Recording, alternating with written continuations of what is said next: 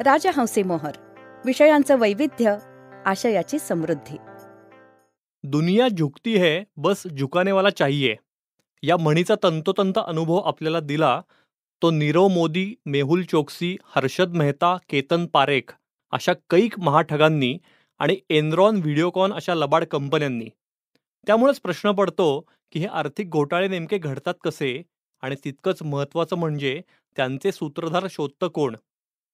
अपूर्वा प्रदीप जोशी लिखित आर्थिक गुन्हेगारीचं अंतरंग हे नवीन पुस्तक फायनान्शियल फ्रॉड्सचं विलक्षण गुंतागुंतीचं विश्व उलगडतं. या पुस्तकाची ओळख या एपिसोडमध्ये आपण करून घेणार आहोत.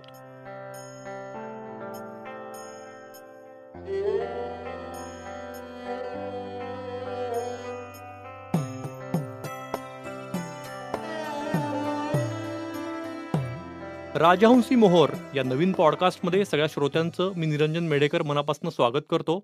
राजहंस प्रकाशनाच्या पुस्तकांची ऑडिओ ओळख आणि लेखकांसोबत गप्पा असे या पॉडकास्टचं स्वरूप आहे. आर्थिक गुन्हेगारीचं अंतरंग या पुस्तकाच्या लेखिका अपूर्वा प्रदीप जोशी या आपल्या सोबत आहेत. अपूर्वा, स्वागत आहे तुझं. नमस्कार निरंजन. अपूर्वा या risk pro management consulting private limited या कंपनीच्या टेक्नॉलॉजी आणि ड्यू डिलिजन्स विभागाच्या प्रमुख आहेत. त्या भारतातील वयानं सर्वात लहान अशा सर्टिफाईड फॉरेन्सिक अकाउंटिंग प्रोफेशनल आणि सर्टिफाईड फ्रॉड्स एक्झामिनर ठरल्या होत्या. अलीकडेच गोल्डमन सॅक फाउंडेशन आणि IIM बँगलोर यांच्या संयुक्त विद्यमानं त्यांची निवड 10,000 विमेन या प्रतिष्ठेच्या जागतिक उपक्रमातील सदस्य म्हणून झाली आहे. कॉर्पोरेट विश्वात त्यांच्या संशोधन क्षमतेमुळे त्या विख्यात असून 6 पब्लिक लिमिटेड कंपन्यांमध्ये स्वतंत्र संचालक म्हणून त्या कार्यरत आहेत. या पुस्तकातल्या काही निवडक भागाचं वाचन करण्यासाठी राजहंस प्रकाशनाच्या संचालक रेखाताई माजगावकर या देखील आपल्या सोबत आहेत. रेखाताई, तुमचंही खूप स्वागत. थँक्यू निरंजन. अपूर्वा, आता आपण गप्पांना थेट सुरुवात करूया. फॉरेन्सिक अकाउंटिंग हे अत्यंत वेगळं असं तुमचं प्रोफेशन आहे, तर याबद्दल प्लीज सांगाल आम्हाला. येस, तर फॉरेन्सिक अकाउंटिंग ही नवीच संज्ञा आहे. आता आता लोकांना ती परिचित होतीये. सत्यमचा सर्वात मोठा आर्थिक घोटाळा म्हणजे अकाउंटिंगमधला सर्वात मोठा घोटाळा हा इंडियातला आजवरचा घोटाळा म्हणवला जातो. ह्या निमित्ताने फॉरेन्सिक अकाउंटिंग किंवा फॉरेन्सिक ऑडिट याच्यासारख्या संज्ञा पेपरमधनं लोकांना वाचायला मिळायला लागल्या. पण फॉरेन्सिक अकाउंटिंग असतं काय याच्याबद्दल खूप लोकांचे प्रश्न होते. या अशा प्रकारच्या क्षेत्रामध्ये गेली 15 वर्ष मी आणि माझी कंपनी कार्यरत आहोत. फॉरेन्सिक अकाउंटिंग म्हणजे नक्की काय असतं की एखादा गुन्हा घडलेला आहे त्यावेळेला आम्हाला कंपनी मॅनेजमेंट बोलवते. त्यावेळेला गुन्ह्याशी संबंधित सगळ्या प्रकारचे एव्हिडन्सेस म्हणजे पुरावे गोळा करणं, काय पद्धतीने एखादा फ्रॉड किंवा गुन्हा झाला असेल याच्याबरोबर हे सगळे एव्हिडन्सेस देणं, आणि पुढे जर कंपनी किंवा मॅनेजमेंटला कोर्ट ऑफ लॉमध्ये जायचं असेल तर अशा प्रकारच्या रिपोर्ट्सची उपयुक्तता असते या केसेस लढवण्यासाठी. ह्या सगळ्या प्रोसिजरला फॉरेन्सिक अकाउंटिंग म्हणतात. जवळजवळ आत्ता आज मितीला लाखाच्या आत फॉरेन्सिक अकाउंटंट्स भारतामध्ये आहेत.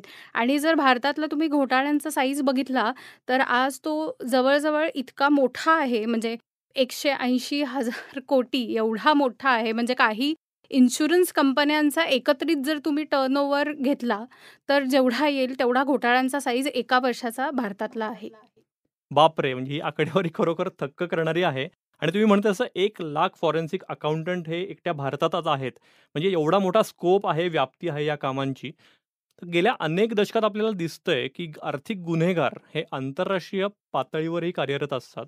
म्हणजे भारतात गुन्हे करून ते परदेशात स्थायिक होतात, त्यांना कोणीही हात लावू शकत नाही. म्हणजे सामान्यांना खरोखर बुचकळ्यात पाडणारी अशी ही स्थिती आहे सगळी. तर अशा या प्रकरणांचं नेमकं रहस्य काय असतं? त्याच्यामध्ये रहस्य असं काही नाही आहे. ॲक्च्युली काय असतं की भारताची इतर वेगवेगळ्या कंट्रीज म्हणजे देशांबरोबर काही ट्रीटी असतात.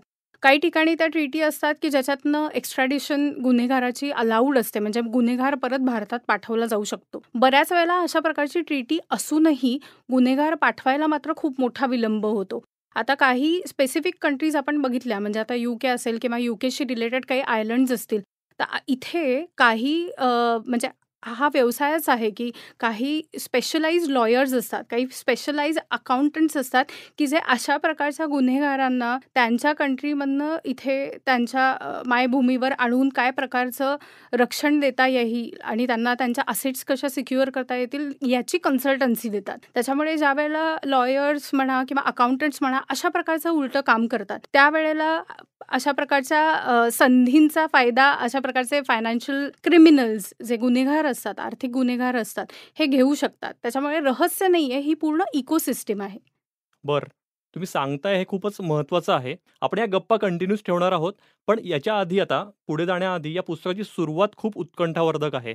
तर ती आपण थोडीशी ऐकूया. त्या दिवशीच्या वर्तमानपत्रांवरची तारीख होती 24 जानेवारी 2023. भारतातल्या आजवरची सगळ्यात मोठी शेअर विक्री सुरू व्हायला केवळ 3च दिवस उरले होते. अदानी उद्योग समूहातली प्रमुख कंपनी अदानी एंटरप्राइजेस भारतीय भांडवल बाजारात तब्बल 20,000 कोटी रुपयांचे शेअर विकणार होती. इतक्या मोठ्या प्रमाणात भांडवल उभारणी भारतामध्ये आजवर कधीच झालेली नव्हती. उद्योगपती गौतम अदानी यांचं मन आनंदानं भरून गेलं होतं. नुकतंच फोर्ब्स या अर्थविषयक मानांकन देणाऱ्या जगप्रसिद्ध नियतकालिकाने गौतम अदानी यांचं नाव जगातली 11व्या क्रमांकाची श्रीमंत व्यक्ती म्हणून जाहीर केलं होतं. आशिया खंडातली सर्वात श्रीमंत व्यक्ती तर ते बनले होतेच, शिवाय आपण वेगाने प्रगती करून साक्षात मुकेशबाईंनाही मागे टाकल्याचा सुप्त आनंद गौतम अदानींच्या मनात कुठेतरी दडलेला होताच. आता ही 20,000 कोटी रुपयांची फॉलो ऑन पब्लिक ऑफर म्हणजे FPO यशस्वी झाल्यावर त्यांची घोडदौड आणखीन वेगाने होणार होती. अचानक अदानी समूहाच्या कार्यालयातले सगळे फोन खणखणू लागले. काय घडलं होतं? सगळीकडे घबराट का पसरली? अमेरिका स्थित हिंडनबर्ग नावाच्या एका वित्तीय संस्थेने गौतम अदानी समूहाच्या विरोधात एक सविस्तर रिपोर्ट जारी केला होता. अदानी उद्योग समूहाने आजवर रंगवलेलं चित्र खोटं असून त्या समूहातल्या कंपन्यांनी मोठ्या प्रमाणात आर्थिक व्यवहार केले असल्याचं त्यात म्हटलं होतं. अदानी एंटरप्राइजेसचा FPO 27 जानेवारी 2023 रोजी उघडणार होता. अपेक्षित 20,000 कोटी जमा होण्याचे अंतिम तारीख 31 जानेवारी 2023 अशी निर्धारित केली गेलेली होती. मात्र 24 जानेवारी रोजी हिंडनबर्गने अदानी समूहाविषयीचा 106 पानांचा विस्तृत अहवाल जारी केला. हिंडनबर्ग ही शॉर्ट सेलर फर्म म्हणून ओळखली जाते. सोप्या शब्दात सांगायचं तर शेअर्सचे भाव पाडून आपला फायदा करून घेणारी ही वित्तीय संस्था आहे. अदानी समूहाच्या कंपन्यांवर अनेक प्रकारचे आरोप करणाऱ्या या अहवालामुळे गुंतवणूकदारांची घबराट पसरली.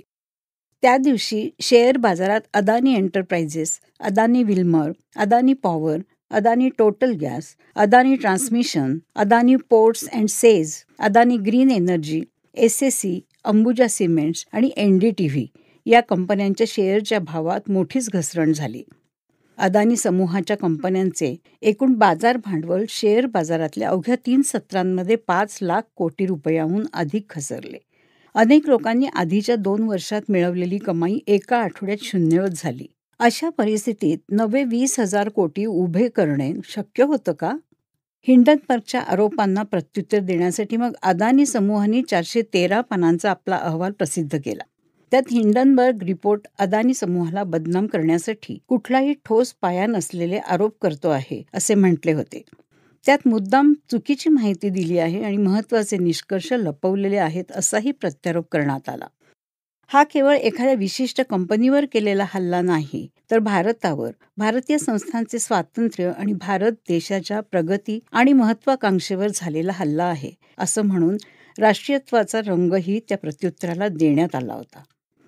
एकीकडे कंपनीच्या समभागांची घसरण सुरूच होती. गौतम अदानी यांनी शर्थीचे प्रयत्न करून अदानी एंटरप्राइजेसच्या FPOमध्ये पूर्ण रक्कम जमा करण्याचं ठरवलं. आपलं सगळं गुडविल वापरून त्यांनी वित्तीय संस्थांना गुंतवणूक करण्यासाठी मनवण्याचा निर्धार केला. मॉरिशसमध्ये आयुष्यतम लिमिटेड या आणि एल्म पार्क फंड आणि भारतातले एव्हिएटर ग्लोबल इन्व्हेस्टमेंट फंड यांनी सुमारे 10% गुंतवणूक करण्याची तयारी दाखवली. आणखी 90% रक्कम कुठून आणणार? पण काहीतरी चमत्कार झाला असणार. आपला 20,000 कोटीचा FPO इश्यू संपूर्णपणे यशस्वी झाल्याची घोषणा अदानी उद्योग समूहाने केली. त्यानंतर 1 फेब्रुवारी रोजी पुढची आणखीन एक आश्चर्यकारक बातमी आली. या गुंतवणूकदारांचे सगळेच्या सगळे पैसे परत करण्याचा निर्णय अदानी उद्योग समूहाने घेतला. त्यावेळी बाजारामध्ये अदानी समूहाच्या शेअर्सचे भाव घसरलेले असल्याने या वित्तीय संस्थांचे नुकसान होऊ नये म्हणून आपण सगळ्यांचे पैसे परत करत आहोत, असं गौतम अदानींनी जाहीर केलं. पण नेमके कोण होते हे गुंतवणूकदार? या प्रश्नाचं उत्तर खुद्द सेबी ही नियामक संस्थाही देऊ शकली नाही. हा नेमका काय प्रकार होता? हिंडनबर्गच्या दाव्यात खरंच तथ्य होतं की केवळ फायदा मिळवण्यासाठी केलेली एक लबाडी होती?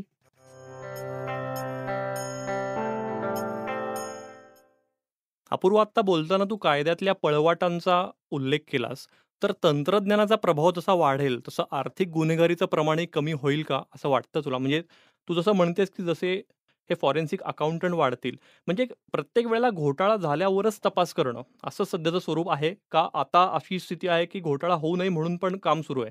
फॉरेन्सिक अकाउंटिंग म्हणजे बेसिकली आधीच्या काही दशकांमध्ये असं मानलं जायचं की अकाउंटिंग आणि इन्व्हेस्टिगेशन टेक्निक जिथे येतात ते फॉरेन्सिक अकाउंटिंग. पण त्याच्यामध्ये आता नवा अँगल ॲड केला आहे फॉरेन्सिक अकाउंटंट मयूर जोशींनी, तो म्हणजे टेक्नॉलॉजी, आणि तो सर्वात महत्त्वाचा अँगल आहे. सो जिथे अकाउंटिंग, टेक्नॉलॉजी आणि इन्व्हेस्टिगेशन स्किल्स एकत्र येतात तिथे फॉरेन्सिक अकाउंटंटचं काम चालू होतं. तंत्रज्ञानाचा आता इतका मोठा प्रभाव आहे किंवा तंत्रज्ञानामुळे आता सगळ्या गोष्टी शक्य आहेत. तंत्रज्ञानामुळे ज्या प्रकारचे घोटाळे आता घडत आहेत, जे आम्ही पाहतोय, ते जास्त किचकट स्वरूपाचे आहेत. हे घोटाळे घडतच चाललेले आहेत. आधीच्या काही दशकांमध्ये ट्रेंड असा असायचा की एक घोटाळा आणि त्याची व्याप्ती सर्वात जास्त, आणि त्याच्यामध्ये वेगवेगळ्या अकाउंटिंग सिस्टीम वापरून, लोकांना वापरून हा घोटाळा केला जायचा. आता एकच माणूस जगात कुठेही बसून, कुठल्याही प्रकारची मशिनरी वापरून अशा किचकट प्रकारचा घोटाळा, किंवा तुम्ही जे सायबर क्राईम म्हणतात, म्हणजे फॉरेन्सिक ही मोठी अंब्रेला आहे. त्याच्या हाताखाली सायबर क्राईम हा एक विषय आहे. सो कुठलाही गुन्हेगार जगामध्ये कुठेही बसून कुठल्याही इतर देशामधल्या बँकेला बुडवूही शकतो आणि ते पैसे वेगवेगळ्या वाटेने स्वतःच्या बँक अकाउंटमध्ये घेऊही शकतो. सो खरं सांगायचं तर तंत्रज्ञानामुळे घोटाळ्याची व्याप्ती वाढली आहे. आता खूप सारे घोटाळे, खूप वेगवेगळ्या प्रकारच्या अमाऊंट्स इन्व्हॉल्व असतील अशा प्रकारचे होत आहेत. त्याच्यामुळे खरं तर तुमचा जो प्रश्न होता की अमाऊंट कमी झाल्यात का किंवा क्वांटिफिकेशन त्याचं कमी झालंय का, तर मुळीच नाही. घोटाळ्यांचे इन्स्टन्सेस किंवा आपण म्हणतो की घोटाळ्यांचे नंबर वाढलेले आहेत आणि त्याच्याबरोबर त्यातलं क्वांटिफिकेशन पण खूप वाढलेलं आहे. आता तुमचा जो दुसरा प्रश्न होता त्याच्याकडे येऊ आपण. काही वर्षांपूर्वी फॉरेन्सिक ऑडिट किंवा फॉरेन्सिक अकाउंटिंगची कामं ही नेहमी पोस्टमार्टम ॲक्टिव्हिटी म्हणून बघितली जायची, की घोटाळा झालाय, मग आमच्यासारख्या लोकांना पाचारण केलं जायचं आणि मग आम्ही सीनमध्ये येऊन बघायचो की खरंच घोटाळा झालेला आहे का, झाला असेल तर कोणी केलेला आहे, कुठून सुरुवात झाली, कुठे थांबलेला आहे, आणि त्याचं क्वांटिफिकेशन म्हणजे किती अमाऊंटचा घोटाळा झालेला आहे. आता त्याला काउंटर आम्ही काय सुरू केलंय 2012-13 पासून, की आम्ही बँकांना सांगतो की तुम्ही ड्यू डिलिजन्स करा. आम्ही लिस्टेड कंपन्यांना सांगतो की तुम्ही तुमच्या की मॅनेजरियल पीपल, जी महत्त्वाची लोक असतात, त्यांच्यावरही ड्यू डिलिजन्स करा, त्यांची इंटिग्रिटी चेक करा. म्हणजे तुम्हाला आधीच काही ट्रेड्स कळतील की तुम्हाला हा घोटाळा थांबवता येईल. म्हणजे भविष्यात काही जर मिसहॅप होणार असेल कंपनी, बँका, फायनान्शियल इन्स्टिट्यूशन्स बरोबर, तर लोकांची इंटेन्शन्स समजून घेऊन किंवा लोकांची बॅकग्राऊंड समजून घेऊन तुम्हाला हा प्रिव्हेंटिव्ह बेसिसवरती घोटाळा थांबवता येईल. याला आम्ही प्रिव्हेंटिव्ह किंवा ड्यू डिलिजन्स सर्व्हिस म्हणतो. सो असंही आता प्रोॲक्टिव्हली फायनान्शियल सर्व्हिसेस कंपन्यांमध्ये करणं सुरुवात झालेली आहे. वा, ही खूपच चांगली डेव्हलपमेंट आहे. प्रिव्हेंटिव्ह मेजर्स जे तू आत्ता म्हणलीस ते. आणि आत्ता बोलताना उल्लेख तू असा केलास की असं आपल्याला वाटतं कुठेतरी की घोटाळे हे गेल्या काही दशकातलेच आहेत का? तर असं नाही, ह्यालाही 100 वर्षांचा इतिहास आहे, हे तू या पुस्तकात दिलेला आहेस. तर त्या संदर्भातलं एक इंटरेस्टिंग प्रकरण जे आहे ते आता आपण ऐकूया. सन 1913 मुंबईच्या मलबार हिलच्या त्या वैभवशाली प्रदेशात विलक्षण खळबळ उडाली होती. पोलीस तर दाखल झाले होतेच, पण वार्ताहर, व्यावसायिक, व्यापारी आणि सामान्य लोकांची पावलंही या क्षणी तिकडेच वळत होती. ती बातमी होतीच अशी धक्का देणारी. भारतातल्या स्वदेशी बँकिंगचे जनक आणि ब्रिटिश इंडियाचे सिल्व्हर किंग म्हणून ओळखले जाणारे चुनीलाल सेठ सरैया यांच्या आयुष्याचा अध्याय एकाएकी संपला होता. कसा? का? याला उत्तर नव्हतं. त्यांचा मृत्यू नैसर्गिक होता की त्यामध्ये आणखीन काही रहस्य दडलं होतं? याचंही उत्तर त्या क्षणी कुणाकडे नव्हतं.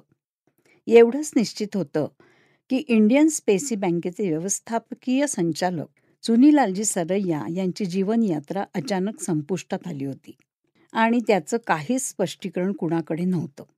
आजारी होते का शेठजी? कानावर तरी तसं काहीच नव्हतं. मग आत्महत्या? तेही त्या क्षणी निश्चित करता येत नव्हतं. मात्र तत्कालीन वर्तमानपत्राचे प्रतिनिधी आणि व्यापार उद्योगातली VIP मंडळी तिथे पोचली. तोपर्यंत सेठ चुनीलालजींच्या निधनाला 3 तास होऊन गेले होते आणि त्यांचा अंत्यविधीसुद्धा पार पडला होता. आता पुढे काय? प्रश्न तर अनेक होते आणि कुजबूजसुद्धा वाढत चालली. सवाल लहानसहान रकमेचा नव्हता. त्या काळात $26,00,000 एवढी प्रचंड किंमत मोजून खरेदी केलेला चांदीचा साठा इंडियन स्पेसी बँकेच्या खजिन्यात पडलेला होता. पण चांदीचे भाव तर प्रचंड कोसळले होते. मंदीचे ढग दाटून आले होते. ब्रिटिश सरकारला नाणी पाडण्यासाठी या चांदीच्या साठ्यात काडीचाही रस नव्हता. इकडे सोन्या चांदीचे बादशहा अशी वट राखून असलेल्या चुनीलाल सरैयांचा अवतार आज असा अचानक आकस्मित संपला होता आणि त्यांची इंडियन स्पेसी बँक ती आता दिवाळखोरीच्या उंबरठ्यावर उभी होती.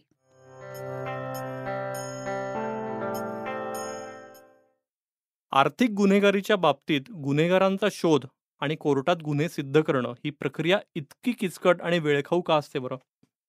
आत्तापर्यंत मी म्हणेन 2013-2015 पर्यंत कलम 420च्या अंडर सगळ्या प्रकारच्या गुन्हेगारीचं वर्गीकरण केलं जायचं.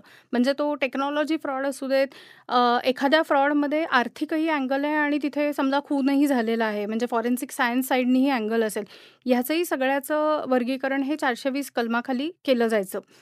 पण आता गेल्या 8 ते 10 वर्षामध्ये डेव्हलपमेंट अशी झाली आहे की फ्रॉड्स किंवा मनी लॉन्ड्रिंग म्हणजे काळा पैसा पांढरा करणं ह्या प्रकारच्या ज्या ॲक्टिव्हिटीज आहेत त्यांच्यासाठी वेगवेगळे ॲक्ट्स येत आहेत, त्याच्यासाठी वेगवेगळे नियम येत आहेत. बँकांबरोबर प्रत्येक कंपनीलाही बंधनकारक अशी कंप्लायन्स सिस्टीम येते आहे. सो आत्तापर्यंत जे झालं ते झालं, म्हणजे एकाच कलमाखाली सगळं होतं, त्याच्यामुळे चार्जशीटही एखाद्या घोटाळ्याची दाखल व्हायला कधी कधी 7 वर्ष लागायचे हे आम्ही बघायचो. पण आता घोटाळे जे आहेत ते वेगवेगळ्या ॲक्ट्स खाली आम्हाला व्यवस्थित त्याचं वर्गीकरण करता येतं रिपोर्ट देताना. त्याच्यामुळे आता जो चार्जशीट फाईल व्हायला वेळ लागतोय तो कम्पॅरेटिव्हली कमी लागतोय. म्हणजे 7-8 वर्ष आधी लागत असतील तर आता तो वेळ निम्म्यावर आलाय असं आम्ही म्हणू शकू.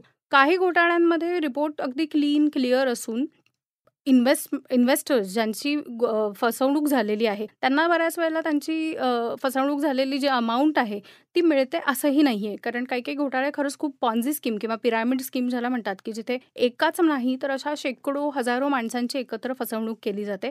अशा लोकांचे पैसे परत येताना अजूनही वेळ लागतोय, कारण त्या पद्धतीची सिस्टीम अजून आपली तयार व्हायची आहे. त्या पद्धतीची पोलीस यंत्रणा त्याला जी काही लागते किंवा पोलिसांसाठी जे काही ट्रेनिंग लागतं ते आता मी असं म्हणेन की ते आता बऱ्याच चांगल्या स्टेजला आहे, मधल्या स्टेजला आहे. ते अजून थोडं प्रगत व्हायला वेळ लागणार आहे. आणि ही स्टेज ज्या वेळेला येईल की ज्या वेळेला आपली लॉ एन्फोर्समेंट एजन्सीज आणि यांच्या हातात खूप सारं बजेट आहे, टूल्स आहेत, त्यांच्याकडे तशी ट्रेंड माणसं आहेत, तर त्यावेळेला मग गुन्हे पकडणं किंवा परत पैसा आणून देणं ज्यांचे पैसे गेलेले आहेत या सगळ्या ह्याच्यात, तर ह्या प्रोसेसला अजून कमी वेळ लागेल हे वी आर होपिंग. ओके. या पुस्तकाचं एक वैशिष्ट्य म्हणजे यातल्या प्रसंगांचं वर्णन हे अतिशय नाट्यमयरित्या आणि त्याच वेळेला वास्तवतेला धक्का न देता असं करण्यात आलेलं आहे. तर सत्यम घोटाळ्यासंदर्भातलं जे प्रकरण आहे ते आता आपण ऐकूया.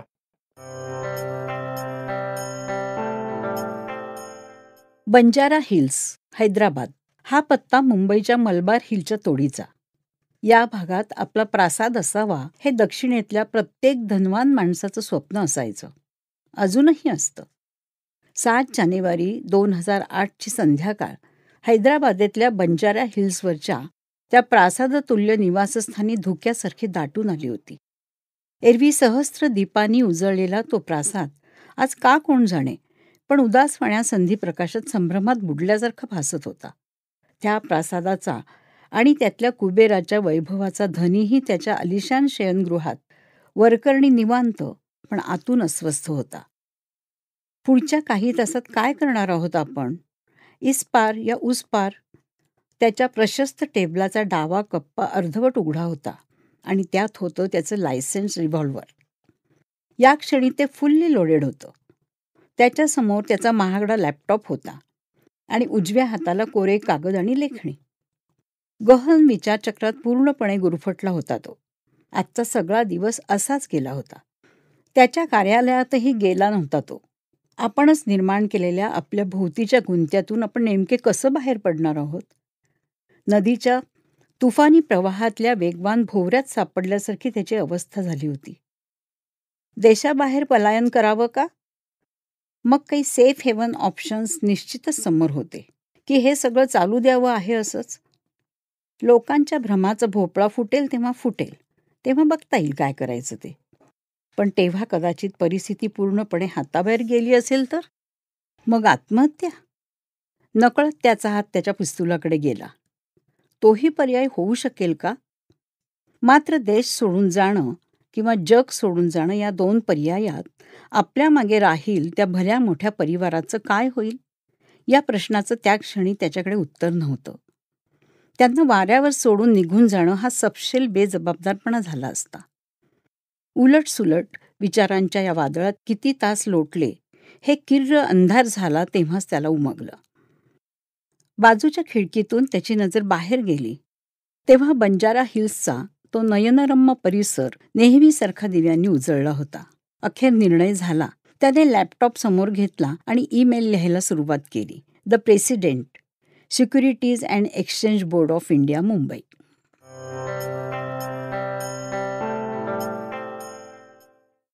तू जे सांगतेस त्याच्यावरनं जाणवतंय की फॉरेन्सिक अकाउंटिंग किंवा फॉरेन्सिक ऑडिट हे खूपच जोखमीचं असं काम आहे.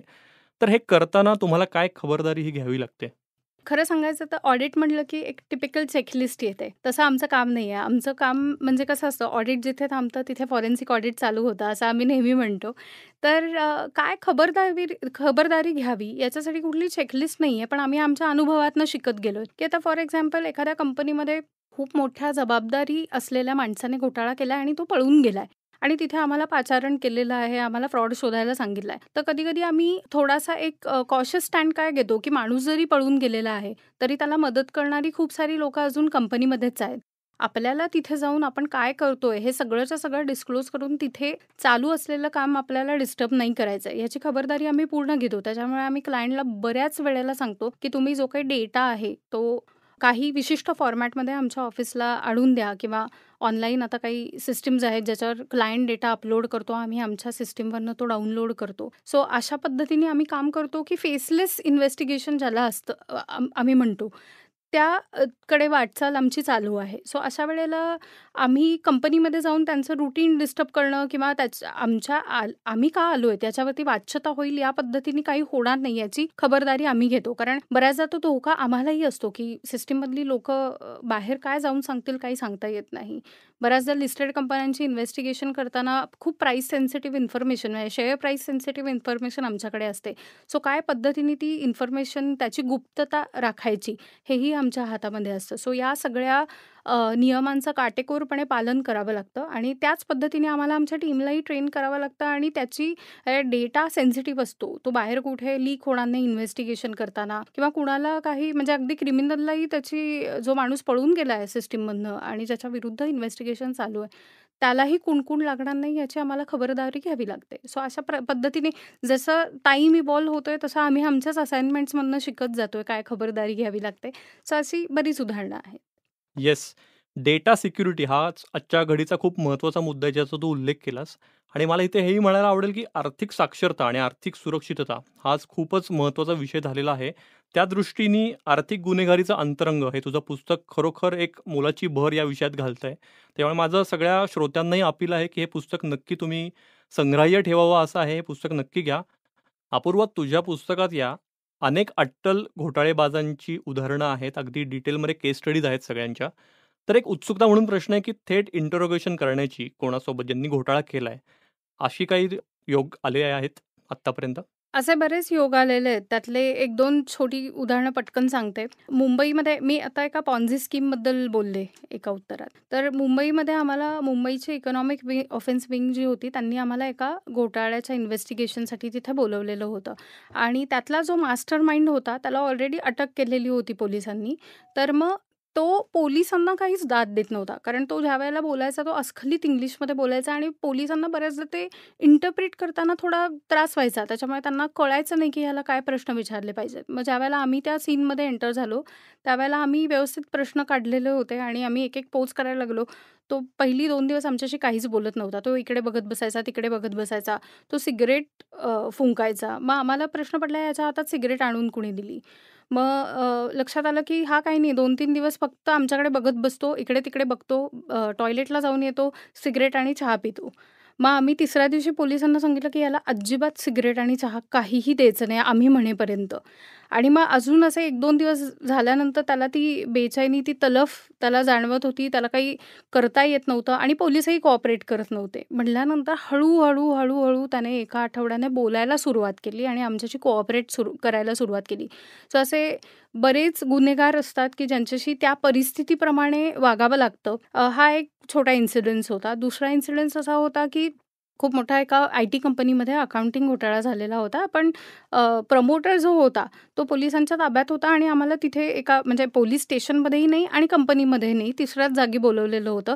तर सेम म्हणजे हे काही-काही ना गुन्हेगारांचे ट्रेट्स अगदी सेम असतात, की सारखे टॉयलेटला जातात कारण ती अँक्झायटी असते बोलायची. मग या बाबतीत आम्ही काय केलं, की हा माणूस खूपच सोफिस्टिकेटेड आहे, हा बोलणारच नाही आणि याला कुठलं व्यसनही नाहीये. म्हटल्यानंतर मग आम्ही इथे मध्ये लॉयरला घेतलं आणि भाषा वेगळी होती. मराठी रिजन नव्हता, वेगळी होती. म्हटल्यावर आम्ही त्याच भाषेतल्या लॉयरला घेतलं. त्याच्याकडे प्रश्न विचारायचे काय असतात ते दिले. आम्ही एका स्क्रीनच्या मागे थांबलो, की आम्ही त्याला दिसणार नाही असे आणि त्याची अँक्झायटीही वाढणार नाही. सो तो लॉयर ज्यावेळेला त्याला त्याच्या भाषेत विचारायला लागला, त्यावेळेला त्या माणसाने कोऑपरेट करायला सुरुवात केली. मग तो बाहेर आम्हाला प्रश्न आणून द्यायचा. मग जी उत्तरं दिली आहेत, त्यावरनं आम्ही पुढचे क्वेश्चन्स फॉर्म करून द्यायचो. अशा पद्धतीने मग आम्हाला कधी-कधी इतर लोकांची पण हेल्प घ्यावी लागते अशा इन्व्हेस्टिगेशनमध्ये. सो अशा लोकांची क्रिमिनल जी असतात लोकं, अशा लोकांची फेस टू फेस इंटरॅक्शन म्हणजे खूप अवघड असते. कारण ते रिव्हील काहीच करत नाही. मग त्यांच्याकडनं रिव्हील करून घ्यायचे मग वेगवेगळे तरीके असतात. कधी पोलिसांची मदत, कधी लॉयर्सची मदत, कधी अजून कोणी. म्हणजे गुन्हेगारांची सायकी ओळखून त्यानुसार त्यांच्याकडनं माहिती काढून घेणं हे खरोखर खूप स्किल अवघड आहे. काम आहे. राईट. तू म्हणलीस तसं ऑडिटपासून ते गुन्हेगारांची उलट तपासणी असा खूप वाईड स्कोप तुमच्या प्रोफेशनचा दिसतोय. अगदी. घोटाळेबाजांमधलं एक अट्टल नाव म्हणजे नीरव मोदी. तर त्यांच्याशी संबंधित पुस्तकातलं एक छोटं प्रकरण आता आपण ऐकूया.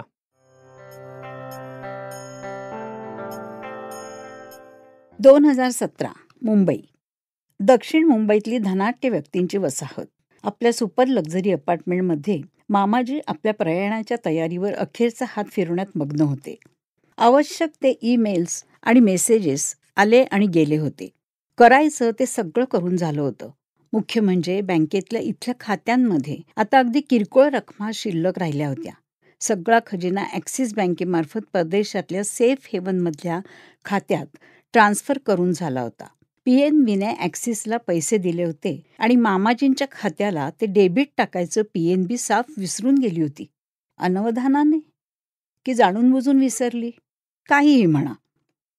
आता मौल्यवान हिडे, जडजवाहीर हेही सगळं युरोपमधल्या विविध बँकांमधल्या लॉकर्समध्ये सुरक्षितपणे विसावलं होतं आणि जवळचं सगळं डबोलोसुद्धा विदेशी बँकांमध्ये सुरक्षित स्थळी पोचतं झालं होतं. आता इथे या सहजी झुकणाऱ्या मुंबईत आणि दरिद्री भारतात राहिलंच होतं काय? दुनिया झुकानेवाल्यांचं पाऊल इथे कशासाठी अडकून पडावं? नकळत मामाजींच्या हाताने टेबलावरच्या पृथ्वीच्या गोलाला फिरकी दिली. क्षण 2 क्षण फिरून पृथ्वीचा गोल पुन्हा स्थिरावला तशी मामाजींच्या प्रशस्त चेहऱ्यावर रुंद स्मितरेषा उमटली. गोबऱ्या गालांमुळे बारीक झालेले डोळे स्थिरावले ते अटलांटिक महासागरातल्या कॅरेबियन बेटांच्या समूहावर. नकाशावर टाचणीच्या टोका एवढ्या दिसणाऱ्या एका बेटावर मामाजींची बेरकी नजर टिकून राहिली. त्याचवेळी आत आलेल्या मामीजींनी त्यांच्यासमोर एक पाकिट धरलं. "तिकीट्स के प्रिंट आउट आ गए है," त्या म्हणाल्या. "कल आधी रात की फ्लाइट है. काफी सारी पॅकिंग करनी है अब मुझे." मामाजींचं दिल खुश झालं. भांजे नीरव का फोन आया था. ते म्हणाले, "सब कुशल मंगल है." मामीजी पॅकिंग करायला निघून गेल्या आणि मामाजींच्या डोळ्यांसमोर गेल्या काही वर्षाचा घटनाक्रम उभा राहिला. योग्य वेळी भारताबाहेर काढता पाय घेण्यासाठी केलेले बारीक सारीक प्लॅनिंग तरळून गेलं. हे कसं करायचं हे कधीपासून निश्चित झालं होतं. आपण सुरक्षित स्थळी पोहोचलेले असू त्यानंतर मागे काय हालत होईल, बड्या बँकर्सची कशी दैना उडेल, टीव्ही चॅनल्स आणि पेपरमधल्या आपल्याबद्दलच्या हेडलाईन्स काय किंचाळत असतील आणि पिसाळलेल्या माध्यमांना आणि चवताळलेल्या पब्लिकला तोंड देताना सरकारमधल्या कोणाची काय फटफशिती होईल याची मनोरंजक कल्पनाचित्र रंगवण्यात ते अगदी हरवून गेले.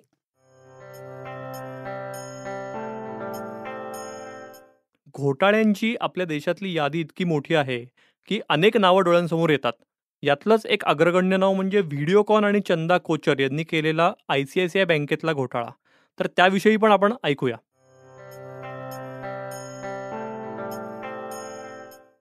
2000च्या दशकात भारतातल्या नोकरदार महिला किंवा उद्योजिकांपुढे आदर्श असणारं एक मोठं नाव म्हणजे चंदा कोचर. सन 2015मध्ये टाईम या प्रसिद्ध ब्रिटिश नियतकालिकाने त्यांना जगातल्या सर्वात प्रभावी असणाऱ्या 100 व्यक्तींपैकी एक व्यक्ती म्हणून गौरवलं होतं.